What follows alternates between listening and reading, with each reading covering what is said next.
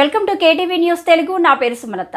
ఎన్టీఆర్ జిల్లా విజయవాడ రూరల్ మండలం గొల్లపూడిలోని కార్యాలయంలో ఈనాడు సంస్థల అధినేత చెరుకూరి రామోజీరావు చిత్రపటానికి టీడీపీ రాష్ట్ర ప్రధాన కార్యదర్శి మాజీ మంత్రి ఉమా మహేశ్వరరావు స్థానిక పార్టీ నేతలు పూలు సమర్పించి నివాళులర్పించారు. దేవినేని ఉమా మీడియాతో మాట్లాడుతూ తెలుగు జర్నలిజాన్ని ఓ మలుపు తిప్పిన ఘనత రామోజీరావుకి దక్కుతుంది.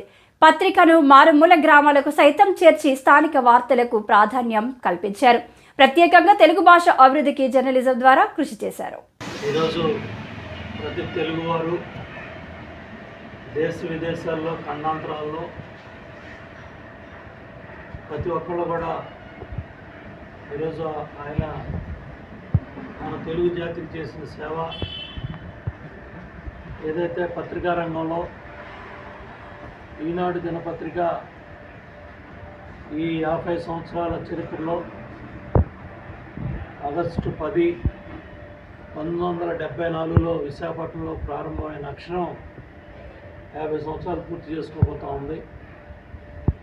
అంతకుముందు అంతర్జాతీయ వార్తలు, దేశంలో వార్తలే గన్నవరం విమానంలో హిందూ పేపర్ వచ్చేది.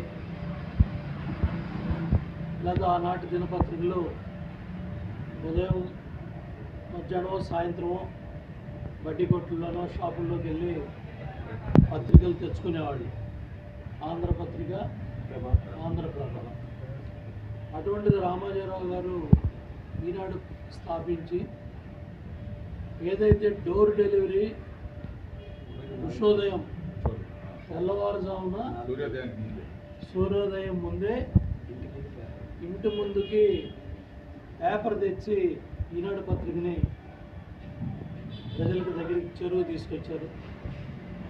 ఒక నిశ్శబ్ద విప్లవంలాగా 50 సంవత్సరాల లక్ష్యాన్ని ఆయుధంగా చేసుకొని దురాగతం చేసే వాళ్ళని, అరాచకాలు చేసే ప్రభుత్వాలను కానీ, అధికారులు కానీ, ఎవరైనా సరే నిర్భయంగా, నిర్మోటంగా, అది కేంద్రం అవ్వచ్చు, రాష్ట్రం అవ్వచ్చు, ఏ మాత్రం కూడా భయపడకుండా ఈనాడు దినపత్రిక ఒక సంచలనం.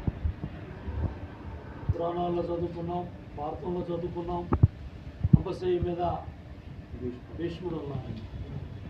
మరి ఆయన అన్నమాట 160 సీట్లు వస్తాయని ఆయన అన్నమాట నిజమైంది.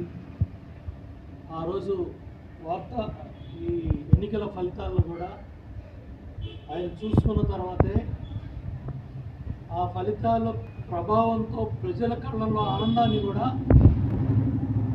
ఆయన తన టీవీల్లో చూసుకొని ఆయనకి ఏ విధంగా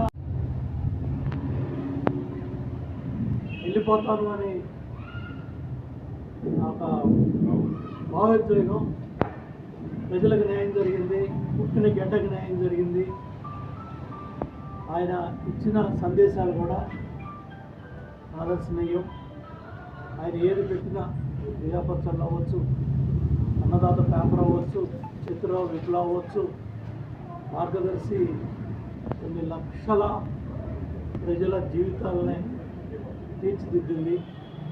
సామాన్య పేద మధ్యతరగతి కుటుంబాలు ఆ ఎర్ర పుస్తకం మార్గదర్శి చిన్నప్పుడు చూసేవాళ్ళం. తల్లిదండ్రులు ఎవరినైనా చెప్తారు, తాత ముత్తాతలు అడిగితే చెప్తారు.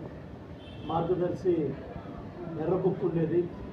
దాంట్లో పొదుపు చేయటం, చిన్న మధ్య తరగతి పేద కుటుంబాలు పొదుపు చేయటం నేర్పి ఆ పొదుపు చేసిన సొమ్ముని కుటుంబ అవసరాల కోసం, పిల్లల చదువుల కోసం, పెళ్ళిళ్ళ కోసం ఆ డబ్బుని సక్రమంగా కట్టి కొన్ని లక్షల కుటుంబాల్లో జీవితాల్లో వెలుగు తీసుకొచ్చాడు ఆయన.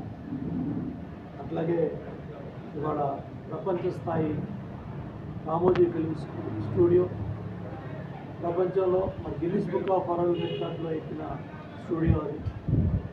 ఒకడు రామోజీ ఫిల్మ్ స్టూడియో గేటు